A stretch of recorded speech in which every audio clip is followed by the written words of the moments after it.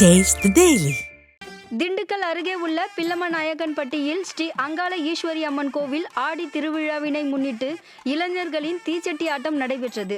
திருவிழாவின் முதல் நாளான இன்று சந்தனவர்தனி ஆற்றங்கரையில் அம்மனின் பெட்டி ஜோடிக்கும் நிகழ்ச்சி நடைபெற்றதை அடுத்து அம்மனுக்கு சிறப்பு அபிஷேகம் மற்றும் ஆராதனை நடைபெற்றது. இந்த நிகழ்ச்சியின் போது இளைஞர்கள் பங்கு பெற்ற தீச்சட்டி ஆட்டம் வெகு விமர்சையாக நடைபெற்றது.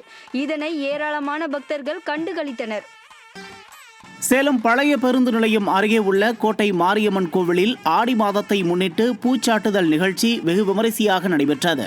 10 டன் அளவிற்கு அரளி, சாமந்தி, ரோஜா உள்ளிட்ட ஏராளமான வண்ணப்பூக்களை ஊர்வலமாக எடுத்து வந்து அம்மனுக்கு சாத்தி சிறப்பு பூஜைகளும் அர்ச்சனைகளும் செய்யப்பட்டன. பூக்களுக்கு நடுவே காட்சியளித்த அம்மனை ஆயிரக்கணக்கான பக்தர்கள் நீண்ட வரிசையில் நின்று தரிசனம். செங்கல்பட்டு மாவட்டம் அச்சிறுபாக்கம் அடுத்த வெங்கடேசபுரம் கிராமத்தில் உள்ள ஐயனாரப்பன் கோயிலில் மகா கும்பாபிஷேகம் நடைபெற்றது. முன்னதாக கோவில் கோபுர கலசத்திற்கு யாக பூஜையில் வைத்து பூஜிக்கப்பட்ட புனித நீர் ஊற்றப்பட்டது.